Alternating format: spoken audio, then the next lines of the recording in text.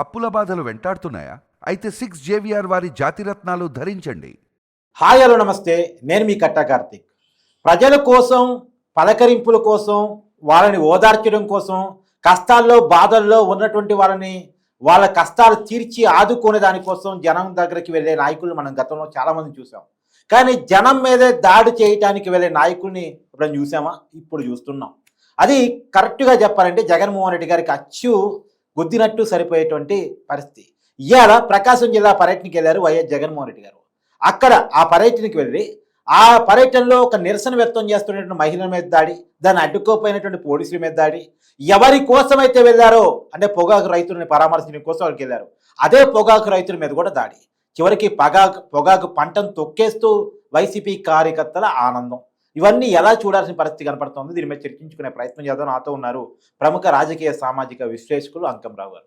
Sir నమస్కారం. నమస్తే కార్తీక్ గారు. సార్, ప్రజల కోసం, ప్రజల్ని పలకరించడం కోసం, ప్రజల కష్టాలని బాధల్ని అర్థం చేసుకునే దానికోసం, వారి తరపున ప్రభుత్వాన్ని ప్రశ్నించే దానికోసం అనేక మంది ప్రతిపక్ష నాయకులు పనిచేయటం మనం గతంలో చూసాం. ప్రతిపక్ష నాయకులు అనేది ఇవాళ టీడీపీ అధికారంలో ఉండొచ్చు, ఇదే టీడీపీ మొన్నటిదా ప్రతిపక్షమే కదా. ఆ తర్వాత అనేక రాజకీయ పార్టీలు, అనేక మంది రాజకీయ నాయకులు ప్రతిపక్ష స్థాయిలో తమ స్థాయిని చూపించుకున్నారు. కానీ జగన్మోహన్ రెడ్డి గారు ఏంటి సార్, ప్రజల కోసం వెళ్తున్నారా, ప్రజల మీద దాడికి వెళ్తున్నారా? ఇవాళ అక్కడ మహిళల మీద దాడి, పోలీసుల మీద దాడి, తర్వాత రైతుల మీద దాడి. కార్తీక్ గారు, ఇక్కడ మీరు గమనించుకోవాల్సిన అంశం ఏంటంటే చంద్రబాబు నాయుడు గారు ఇప్పటిదాకా అంటే 2014 దాకా ఎవరితో రాజకీయం చేశారు? ఎవరి మీద ఆయన ఇప్పుడు అవతల వ్యక్తులు చెన్నారెడ్డి గారు కావచ్చు, లేదంటే కోట్ల విజయభాస్కర్ రెడ్డి గారు కావచ్చు, జనార్దన్ రెడ్డి గారు కావచ్చు, రాజశేఖర రెడ్డి గారు కావచ్చు, ఇలా అంజీ గారు కావచ్చు, ఇలా రకరకాలుగా వాళ్ళని చూసుకుంటా ఉంటే వాళ్ళు ఆ రోజు ముఖ్యమంత్రులుగా ఉన్నా, ప్రతిపక్ష నేతలుగా ఉన్నా వాళ్ళతోటి రాజకీయంగా పోరాడారు ఆయన. అవును. కానీ ఈరోజు జగన్మోహన్ రెడ్డి అనే వ్యక్తి ఎలాంటి వాడో ప్రజలందరికీ తెలిసిన తర్వాత, అతని మనస్తత్వం తెలిసిన తర్వాత అతను ఇంట్లో కూర్చోబెట్టారు. కానీ 10 సంవత్సరాలు ఆయనతో కూడా పోరాడాల్సిన పరిస్థితి ఏర్పడింది కదా. అవును. ఈరోజు ఒక్కసారి కనుక గతాన్ని గుర్తు చేసుకుంటా ఉంటే 2014 నుంచి 2019 వరకు ఆంధ్ర రాష్ట్ర పరిస్థితి ఏంటి, 2019 నుంచి 2024 వరకు ఆంధ్ర రాష్ట్ర పరిస్థితి ఏంటి? ఒక్క రాజకీయ నాయకులే కాకుండా ప్రజలు, వ్యాపారస్తులు, ఉద్యోగస్తులు ఏ విధంగా ఇబ్బందులు పడ్డారో మనం కళ్ళ ముందు చూసాము. కాబట్టే వాళ్ళందరూ కూడా ఒక నిర్ణయానికి వచ్చేసి ఇతను ఒక నియంతలాగా పరిపాలిస్తున్నాడు, ఒక నియంత రాజు ఎలా ఉంటాడో ఎలా ఉన్నాడే తప్ప ప్రజాస్వామ్యంలో ఇలాంటి వ్యక్తులు పనికిరారు, రాజకీయం చేయడానికి అనర్హులు అని చెప్పని చాలా స్పష్టమైన తీర్పిచ్చారండి. అందుట్లో ఎలాంటి సందేహం కూడా ఏం లేదు. ఇక్కడ ఏం జరుగుతుందంటే సాంప్రదాయంగా మొట్టమొదటి కాంగ్రెస్ పార్టీకి ఉన్న వాళ్ళు వాళ్ళని కాపాడుకుంటూ ఆ పార్టీ వాళ్ళు చేసింది ఏంటంటే ప్రతిపక్షాల మీద విపరీతంగా ద్వేషం పెంచారు వాళ్ళకి. మీరు ఇక్కడ గమనించుకోవాలి. అదే కాంగ్రెస్ పార్టీని కాపాడుకోవడం కోసం వాళ్ళకి ఏదో మేలు చేస్తున్నారనే ఆలోచన చేశారు. ఇతరు వచ్చిన తర్వాత కూడా నా ఎస్సీలు, నా బీసీలు, నా మైనారిటీలు, నా ఎస్టీలు అని చెప్పి చెబుతున్నాడే తప్ప వాళ్ళ మీద చేసిన దాడులు ఓసీల మీద చేయలేదు. గమనించుకోండి మీరు. ట్రూ. వాళ్ళ ఆస్తులు దోసుకున్నంతగా ఓసీల ఆస్తులు దోసుకోలేదు. నిజమే, కనపడుతుందిగా, కళ్ళ ముందు కనపడతా ఉంది. ఇప్పటికీ నిజంగానే ఈ కూటమి ప్రభుత్వం చేతిలో ఉండాల్సిన పని ఏంటంటే అతను చేసినటువంటి దుర్మార్గాలు, దోపిడీలు జనం మర్చిపోకుండా ఇప్పటికప్పుడు గుర్తు చేయాలి. ఇప్పుడు అతను బయటకు వస్తే వాళ్ళు చేసే కార్యక్రమాలను చూస్తున్నారు కాబట్టి పోలీసులకు స్వేచ్ఛ ఇవ్వాలి. కాదు సార్, మీ ఛానల్లో, మీరు ఓనర్గా ఉన్న ఛానల్లో మహిళల్ని కించపరుస్తూ కామెంట్స్ వచ్చాయి జగన్మోహన్ రెడ్డి గారు. దయచేసి ఈ కామెంట్స్ మీ దృష్టికి వచ్చాయో లేదో ఒకసారి దీని మీద మీరు స్పందించండి. నేను అడగటానికి పోతే మహిళల మీద దాడి చేస్తారా? మహిళల మీద దాడి చేయొద్దండి అని చెప్తే వైసీపీ కార్యకర్తలు పోలీసుల మీద దాడి చేస్తారా? అంటే పోలీసులంటే భయం ఉండదు, మహిళలంటే గౌరవం ఉండదు, రైతులంటే ప్రేమ ఉండదు. ఎవరి మీద సార్ ప్రేమ, గౌరవం, భయం? ఇప్పుడు కట్టవారు మీరు గమనించుకోవాల్సిన అవసరం ఏంటంటే అతను తెలిసి ఎన్ని ఎందుకు చేస్తున్నాడు?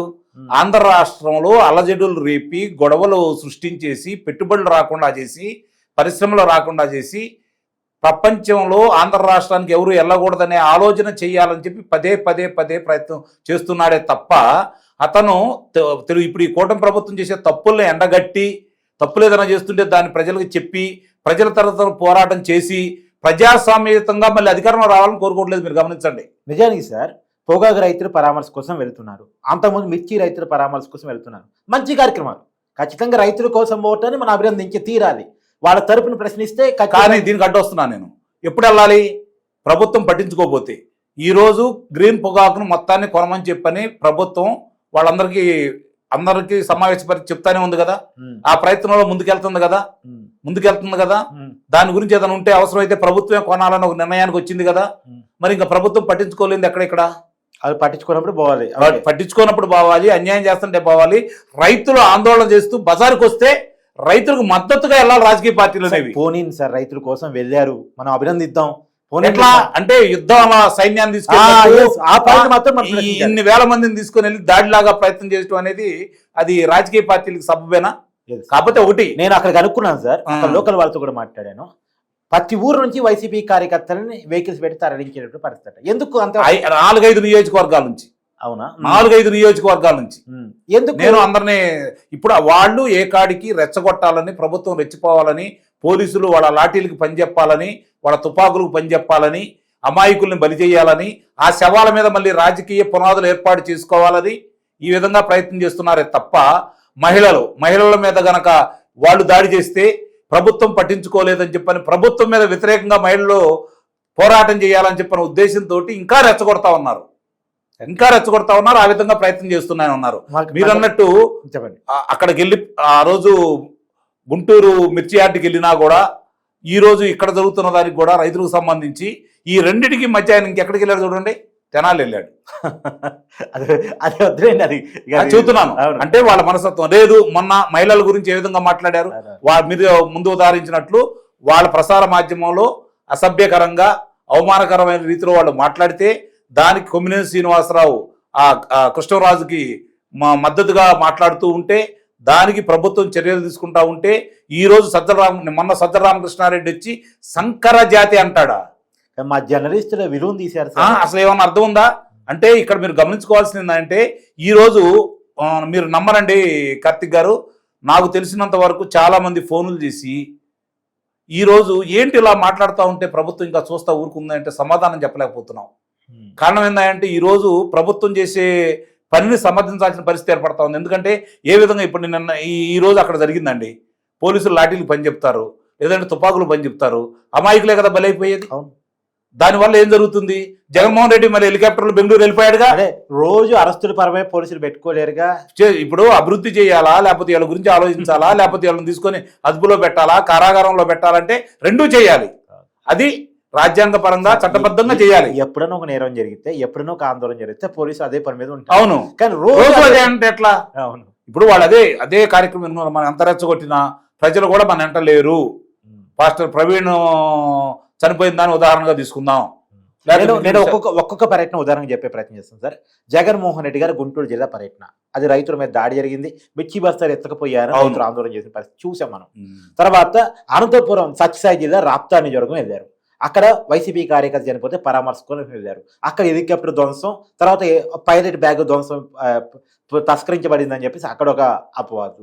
తర్వాత మురళీనాయక్, అదే జిల్లాలో మురళీనాయక్ ఒక జవాను, వీర జవాను, అందరూ కూడా గర్వించాల్సిన జవాను, అక్కడికి పోయి కూడా నవ్వుకుంటూ పరామర్శించడం, జై జగన్ అని నినాదాలు ఇప్పించుకోవటం, అక్కడే పరువు తీసుకునేటువంటి ప్రయత్నం. తర్వాత మొన్న మీరు చెప్పినటువంటి తెనాలి పర్యటన, అసలు ఆ పర్యటనే చేయకూడదు, ఆ పర్యటన చేసి అదొక వివాదం. తర్వాత ఇవాళ ప్రకాశం జిల్లా ప్రతి పర్యటన వివాదం అవుతూనే ఉంది, ప్రతి పర్యటన అభ్యంతరకరంగా ఉంటుంది. ఇప్పుడు అతని దగ్గర విస్తారంగా ధనం ఉందండి, వాళ్ళ మనుషులు, వాళ్ళ శాసనసభ్యుల దగ్గర, మంత్రుల దగ్గర ప్రజల నుంచి దోసుకున్నటువంటి ధనం అయితే చాలా ఎక్కువగా ఉంది. మరి ఉంది, ఇక రైతులకి ఆయన పంచుతారు సార్, 4 రూపాయలు ఇస్తారు, పొరపాటు పడుతున్నారు. అలా ఇంకా పొగాకు సంబంధించిన ఆ బేళ్లు తీసుకెళ్లేదు, సంతోషించండి. మొన్న మిర్చి యార్డ్లో తీసుకెళ్ళినట్టుగా వాళ్ళు దోచుకోవడానికి అలవాటు పడ్డారు, జనానికి పంచుతారని మీరు ఎలా అనుకుంటారు? ప్రభుత్వం ఇవ్వట్లేదని ప్రశ్నించడానికి పోయారు, వాళ్ళ రూపాయి ఇవ్వచ్చు కదా, 1 రూపాయి. వాళ్ళు ఎప్పుడు ఇస్తారండి? వాళ్ళు ఏ రోజు కూడా జగన్మోహన్ రెడ్డి ఇప్పటి వరకు మీరు చూసుకోండి, వాళ్ళ తాతగారి దగ్గర నుంచి, వాళ్ళ తండ్రి గారి దగ్గర నుంచి ఇతని వరకు ప్రజల కోసం ఏదన్నా ఒక ట్రస్ట్ ఏర్పాటు చేసి ఒక స్కూలో లేకపోతే ఏదన్నా అనాథశాలనేమో, లేదంటే వేరే కార్యక్రమాలు మంచినీళ్ళ కోసం కేటాయించటమో, రహదారుల కోసం కేటాయించటమో ఇట్లాంటివి ఎప్పుడన్నా చేశారా? చేయరు కదా. ఇక్కడ ఒకటి గుర్తుపెట్టుకోండి, ఇందాక నేను ప్రారంభంలో చెప్పినట్టు చంద్రబాబు నాయుడు గారు ఎలాంటి వ్యక్తులు పోరాడుతున్నాడో అర్థం చేసుకోవాల్సిన పరిస్థితి అయితే ప్రజలైతే అర్థం చేసుకున్నారు. కూటమి వాళ్ళు కొంచెం అర్థం చేసుకోవాలి. సుదీర్ఘమైన రాజకీయ జీవితం అదే చెప్పేది, ప్రజలు అర్థం చేసుకున్నారు. ఇలాంటి వ్యక్తి రాజకీయాల్లో పనికిరాడని వాళ్ళు ఒక నిర్ణయానికి వచ్చిన తర్వాత కనీసం వాళ్ళకి సంబంధించినటువంటి ఒక్కొక్క ఆధారాలు బయటకు తీసి ఇప్పుడు చట్టబద్ధంగా ముందుకెళ్తున్నారు. ఇంకొంచెం వేగం చేయాల్సిన ఆవశ్యకత అయితే నిస్సందేహంగా ఉంది. అది వీళ్ళు చట్టబద్ధంగా చేసుకుని వెళ్ళాలని చెప్పి వీళ్ళు ఏ విధంగా భావిస్తున్నారో వాళ్ళు అలుసుగా తీసుకుంటున్నారు అని చెప్పని వాళ్ళలాగా వీళ్ళు ప్రవర్తించకూడదు. చంద్రబాబు నాయుడు గారికి మిగిలిన రాజకీయ నాయకులకి ఎంత వ్యత్యాసం ఉందో ఈ ప్రభుత్వానికి గత ప్రభుత్వానికి నక్కకి నాగలో కనుగొన్నంత వ్యత్యాసం ఉంది. కాబట్టి ఆ విధంగా చేయాలని మనం కూడా కోరుకోవద్దు. ఆ విధంగా చేసినందువల్లే అతనికి ఆ పరిస్థితి దాపురించింది. కాబట్టి కానీ కొన్ని విషయాల్లో ఇంకొంచెం వేగంగా ముందుకెళ్తే మాత్రం నిస్సందేహంగా వాళ్ళకి అడ్డుకట్టబడిద్ది. దాన్ని అదే మాత్రం ప్రజలు కోరుకుంటున్నారండి. పథకాల గురించో లేకపోతే వాళ్ళకి ప్రయోజనాల గురించో సహజంగా ప్రతి మనిషికి ఈరోజు స్వార్థం పెరిగింది. సమాజానికి ఏం చేశారు అనే దానికంటే కూడా నాకేం చేశారని ఆలోచిస్తున్నారు. ఇప్పుడు ఈ ప్రభుత్వం వచ్చిన తర్వాత ఈ రోజు చూసుకుంటా ఉంటే 20,000 కిలోమీటర్ల రహదారులు బాగు చేశారు. 35,000 పనుల్ని దృష్టిలో పెట్టుకొని ఈరోజు గ్రామాల్లో బాగు చేయమని చెప్పని ముందు పరిపాలన అనుమతులు ఇవ్వడం కూడా జరిగింది. ఈ విధంగా ముందుకెళ్తాను అన్నారు. ఇప్పుడు మనకు సంబంధించినటువంటి నీటి రంగాలకు సంబంధించి పురోగతి కనపడతా ఉంది, అమరావతి కనపడతా ఉంది, పోలవరం కనపడతా ఉంది, విశాఖ ఉక్కు కనపడతా ఉంది, పరిశ్రమలు కనపడతా ఉన్నాయి. ఈ చెప్పుకునే అవకాశం కూడా లేకుండా పోతుంది వీళ్ళకి. అంటే ప్రజలు గమనించట్లేదు నేను అన్నాను, కానీ దానికంటే కూడా వీళ్ళని చూస్తే వాళ్ళ కంపరంగా ఉంది, ఈ నాయకులను చూస్తే కంపరంగా ఉంది. వీళ్ళని ఎంత తొందరగా అదుపులో తీసుకొని కారాగారంలో పెడితే ప్రజలు శాంతిస్తారు, వాళ్ళకు కూడా అర్థమైపోయింది. ఇప్పటి వరకు వాళ్ళు ఎవరున్నారు, వాళ్ళకి ఓట్లు వేసిన వాళ్ళు 39% మందిలో నాకు తెలిసి ఇప్పుడు 20-22% మంది వెళ్ళిపోయారు. ఎందుకంటే వాళ్ళు చేసే పనులకు వాళ్ళకి అసహ్యం వేస్తూ ఉంది. ఇప్పుడు చేయాల్సింది ఏంటంటే మిగిలిన వాళ్ళు ఆ గాంజా బ్యాచ్ కావచ్చు, ఆ ఇసుక మాఫియా వాడు కావచ్చు, లేకపోతే ఆ గన్నులు దోచుకునేవాడు కావచ్చు, ఆ మద్యం కుంభకోణం వాడు కావచ్చు, గ్రామాల్లో పెత్తనం చేసిన వాడు కావచ్చు, అరాచకం చేసిన వాడు కావచ్చు, దాడులు చేసిన వాడు కావచ్చు, హత్యలు చేసిన వాడు కావచ్చు, వాళ్ళు మాత్రమే మిగిలారు. ఆ గంజాయి బ్యాచ్ మాత్రమే మిగిలింది. కాబట్టి ఇది గమనించుకోవాలి. వాళ్ళు ఆ విధంగానే రెచ్చగొట్టాలని ప్రయత్నం చేస్తున్నారు. ప్రభుత్వం రెచ్చిపోమని అయితే నేను మాత్రం ఎట్టి పరిస్థితుల్లో సలహా ఇవ్వను, కానీ అదుపు చేయాల్సిన పనుల్లో మాత్రం ఇంకొంచెం వేగవంతం కావాలని మాత్రం నేను కోరుకుంటున్నాను మీ ద్వారా. Thank you sir.